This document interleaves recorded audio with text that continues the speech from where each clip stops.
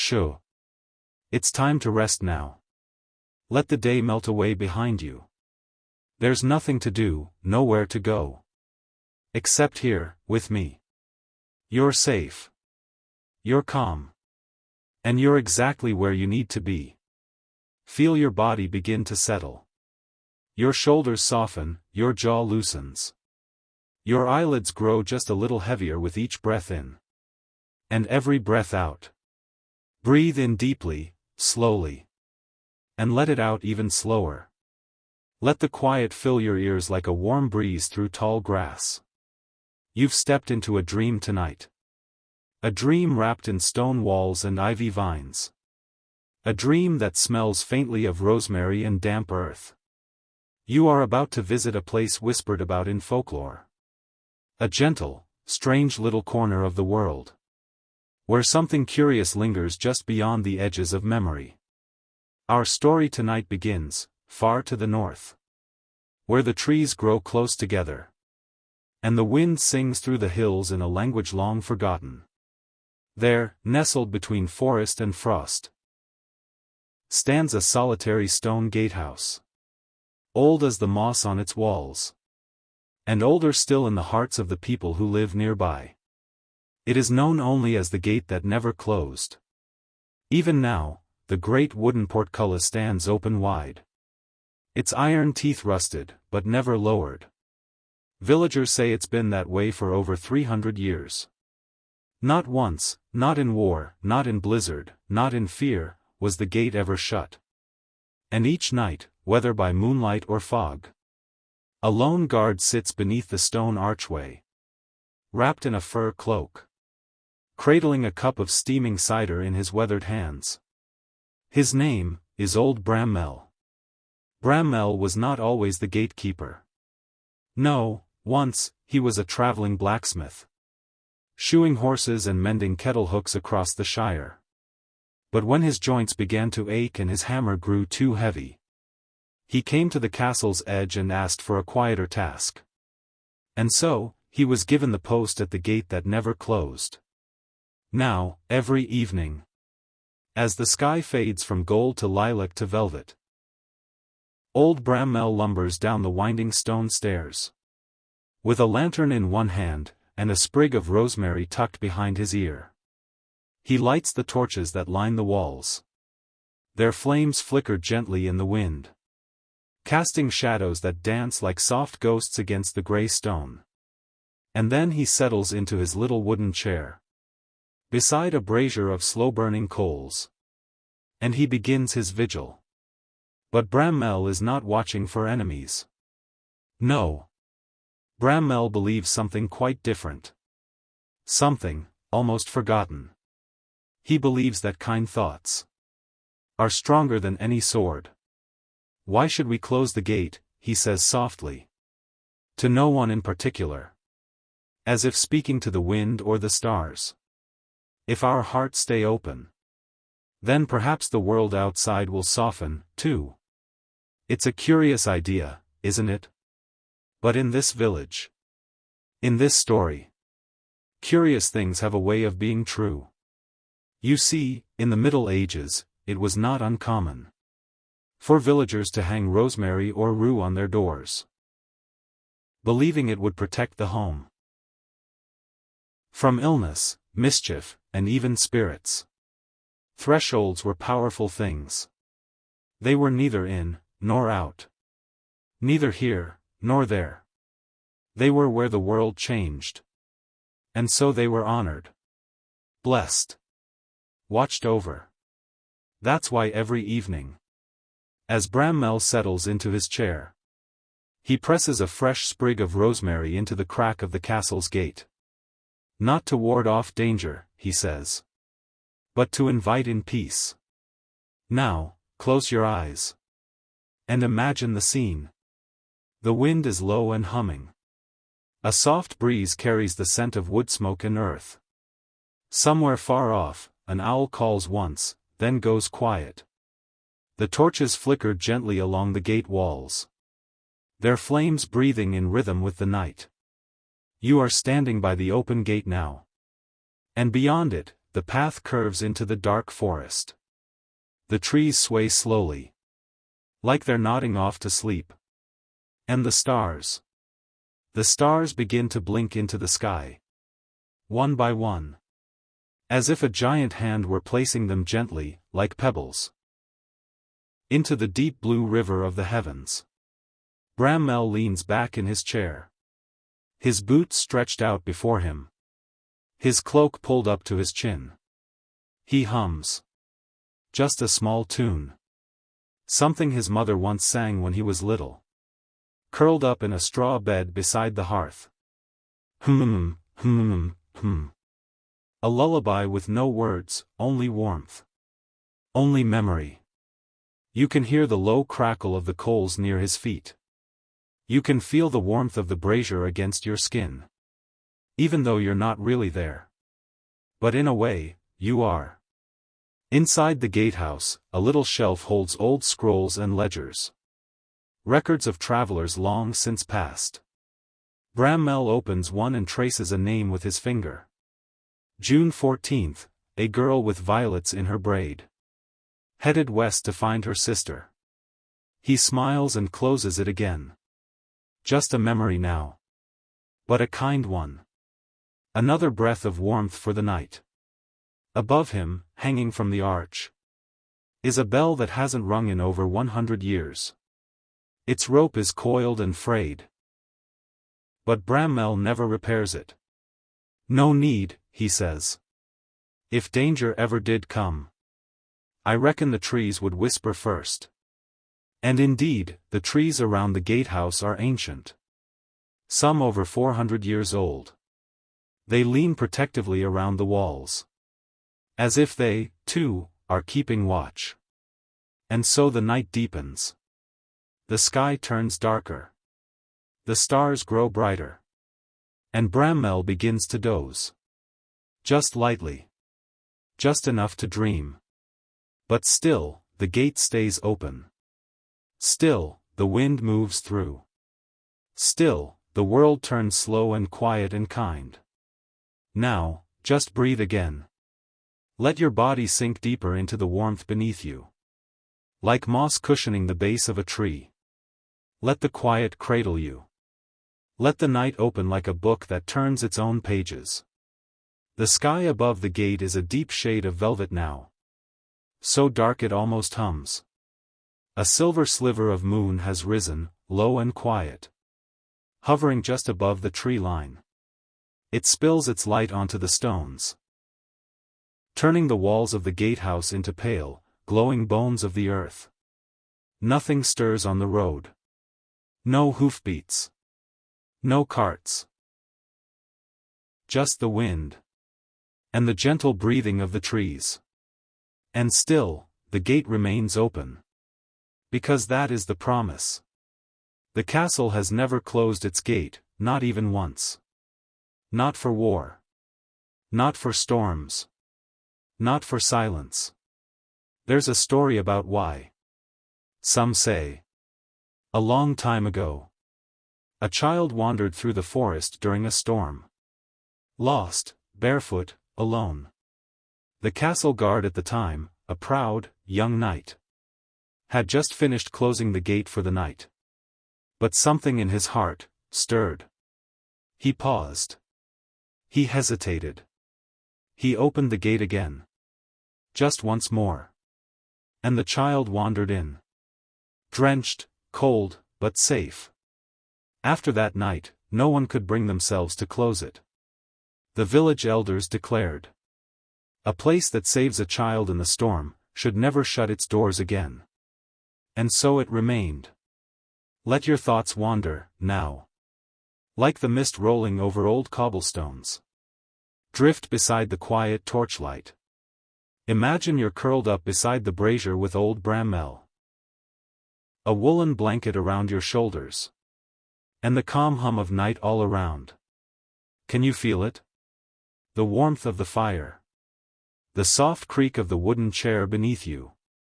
The faraway hoot of an owl in the pine grove nearby. Let it all drift across your mind like clouds passing the moon. Old Bramwell stirs slightly. He reaches into a pouch at his side, pulls out a dried plum, and pops it into his mouth. He chews slowly, thoughtfully. Then, from his coat pocket, he withdraws a tiny book. The leather is cracked and worn, but the pages are soft and clean. He opens it to a bookmark woven of horsehair and linen thread. Inside are short verses, tiny notes, and small tales passed down from other gatekeepers before him. A kind of journal. But not of war or danger. No, this is a book of kindness. July 3rd, Bramwell reads aloud in a whisper. A tinker brought me 3 copper buttons and a song about a cat who wore boots. Gave him a boiled egg in return. He chuckles quietly to himself. August 19th, a woman passed by humming "Rosemary Sleeps in the Wall." I remembered my grandmother used to hum that when the air smelled of rain. These are not heroic tales. Not battles or legends. But gentle records, of moments too small for history. And yet too precious to lose. And now, imagine you're holding that book. Feel the smooth pages beneath your fingers. Hear the soft scratch of quill ink still etched into the paper. Smell the faint trace of lavender tucked between 2 pages long ago. Each entry is a lullaby in its own way. A reminder that kindness echoes. Even in silence. Even in stone. Even through gates left open for centuries. Outside, the forest sways softly. Not wild, not restless. But steady. Like it's breathing. The trees seem to lean inward. As if they, too, are listening to Bramwell's quiet voice. Telling stories to the stars. You might notice a strange shimmer above the gate's threshold. A soft haze, like heat rising from summer stones. Some believe this is the gate's blessing. That every kind thought spoken beneath the archway lingers there. Invisible, but warm. Like threads in a tapestry you can't see, but can always feel. Bramwell's lantern begins to dim. The oil is nearly gone. But he doesn't mind. By now, the moon is high. And it paints the entire courtyard in gentle silver. No danger tonight. No riders. No wild hounds. Only quiet, soft as sleep. And so Bramwell closes his little book. Leans his head against the stones of the wall behind him. And lets his eyelids drift halfway closed. Not asleep, not awake. But in that soft space in between. The in-between. Just like the gate.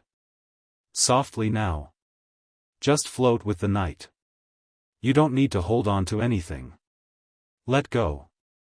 Let your thoughts flutter like the last leaf on an autumn branch. Let them fall. Drift. Settle. The fire in the brazier is now no more than embers. Little orange glows beneath ash. Warm like the heartbeat of the stones. Bramwell has dozed off, his chin tucked into the wool collar of his cloak. His hands rest gently on his lap. He breathes slowly, rhythmically. As if listening to a song no one else can hear. And the gate remains open. There is something about that. Something ancient and kind. Villagers say that no matter how cold the winters, how uncertain the harvest, how weary the years become, the sight of that open gate reminds them. Someone is still watching, still welcoming, still believing. It's more than wood and stone. It's a promise. Unspoken, but powerful. Not far from the gate, tucked into the hill, is a small garden. It's grown wild over time. But still, in moonlight, it glows faintly silver and green. There are cabbages with wide sleepy leaves. And lavender stalks nodding in the night breeze. And in one corner, rosemary grows tall and thick. The kind that lives for generations. It's from this patch that Bramwell picks his sprigs. Every night, one rosemary sprig is tucked into the gate's frame. It's his ritual. He never forgets. Not even in snow. Not even in sickness. There's something about rosemary. Its sharp, clean scent. Its quiet strength. Its name whispered through centuries as the herb of remembrance. Back in medieval times, you know. People believed rosemary could sharpen memory. And even chase away bad dreams. Brides wore it in their veils. Scholars laid it across their desks. Healers tied it into bundles and placed it under pillows. To calm the mind and guard the heart. That's why Bramwell uses it here. Not to ward off ghosts. But to keep memory alive. The memory of kindness. Of safety. Of open arms and open gates. Imagine you're there now. Walking slowly through the sleepy gate. The torches are low, flickering like candle stubs. You step gently past Bramwell, who slumbers in his chair with a faint smile on his lips. You walk toward the rosemary bush. The stones cool under your feet. And you reach out, brushing the soft leaves with your fingertips. They smell of pine and earth and old lullabies. You take a sprig and tuck it into your sleeve. A charm, just for you. The wind is quieter now. The night is deeper. Even the stars seem to whisper instead of shine. A fox slips silently through the brush near the wall. Its fur glinting like copper in the moonlight. It pauses. Looks toward the gate. And then moves on, unhurried. As though it, too, knows it is welcome here. Every creature knows the gate is safe. Birds roost in the rafters above. A cat often curls near the brazier, purring low in its sleep. And once, Bramwell swears, a stag stood at the threshold for a full hour. Just watching the stars. He didn't speak, of course. But he didn't need to. Some messages don't need words. Close your eyes. Can you feel the quiet weight of that story in your chest? Let it press gently into your thoughts. Like the warmth of folded hands or the hush of early snow. You are not just hearing this story. You are inside it now. You are the one who walks through the gate. You are the one who feels the soft moss underfoot. The stone beneath your fingers. The peace humming in the air like a lullaby left on repeat. Back inside the gatehouse, Bramwell stirs again. Not from fear. Not from noise. But from the gentle weight of dreams shifting into deeper rest. He blinks slowly, looks up at the stars. And hums once more. Hum. His breath moves like the breeze, slow, steady, timeless. He doesn't wonder what time it is. He doesn't worry if the gate should be shut. He knows, somehow, that all is well. And that is enough. Now imagine your breath sinking with his. Inhale gently. Exhale even softer. With each breath, you feel heavier. Not in body, but in presence. Heavier with calm. With quiet. With the deep, rooted peace of old stones and open doors. The kind of peace that doesn't need locks. Doesn't need swords. Just a watchful heart and a steady flame. Perhaps, tomorrow, a traveler will come. Someone seeking shelter. Or simply someone lost in thought. And when they pass through the open gate, they'll pause. Smell the rosemary.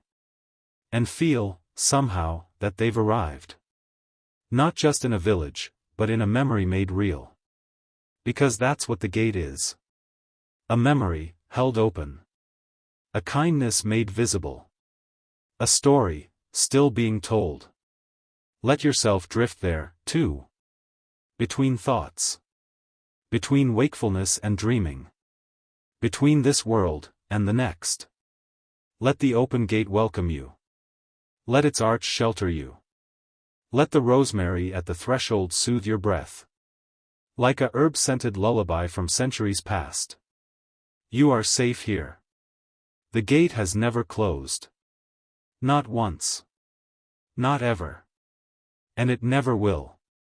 So long as someone believes that kindness is enough. Just let yourself drift. There's no rush here. No end you need to reach. Only this soft moment. Gently unfolding like fog over a quiet field. Your breathing stays slow. Your body, heavier. Your thoughts, quieter than before. We return now to the gate. That old arch of stone and silence. Still open. Still waiting. The village sleeps beyond the walls. Thatch-roofed cottages hug the hillsides.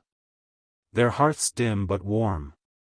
With tiny wisps of smoke curling from crooked chimneys. In one home, a baker has already begun to stir.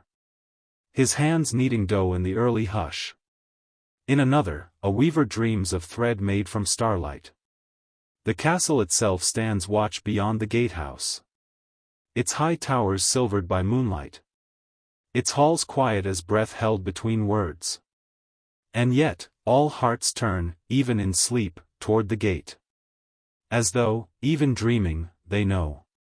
That door is still open. Someone is still watching. Tonight, Brammel's dreams are soft and simple. He dreams of cups of tea served by candlelight. Of old friends sitting beneath oak trees. Of birds building nests in his window box. Back when he was a younger man with a louder laugh. But most of all, he dreams of kindness. Little kindnesses. The kind no one remembers. Except, somehow, the world. Do you ever wonder where those moments go? A gentle word, a shared plum, a door held open. They vanish from our days. But perhaps not from time. Perhaps they settle in places like this. Places where the air feels warmer, even in frost. Where the walls seem to hum with calm. Where even the shadows feel like old friends.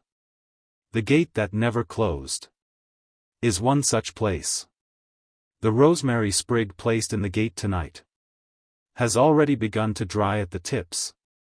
Its scent mingling with ash and stone and mist. Its presence is small, but strong. There's something magical about the way scent lingers. Did you know, in medieval apothecaries, herbs were tied into pouches and hidden in clothing. Not just for healing, but for memory. A woman might carry lavender to remember her mother. A knight might carry thyme to feel brave. A child, rosemary, to keep nightmares at bay. So if tonight, you dream sweetly, you might have Brammel's rosemary to thank. And now, the stars are beginning to fade. Just barely. A hint of blue, deep in the black sky. Like dawn is thinking of waking. But not yet. No, there's still time. Still softness. Still silence. Even the birds are waiting. You can wait, too. Just a little longer. Wrapped in this calm. Held in this hush. You might be wondering why no one has ever forced the gate closed. Surely someone, somewhere, must have tried.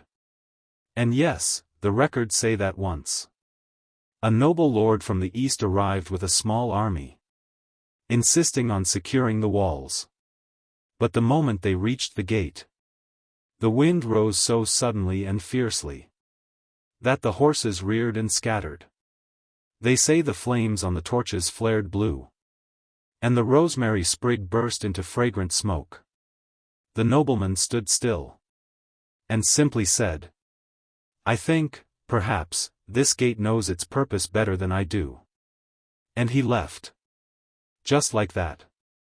Some doors, you don't shut. Not because of fear, but because of faith.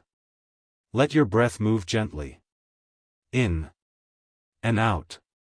Like Brammel's. Like the breeze through the open portcullis.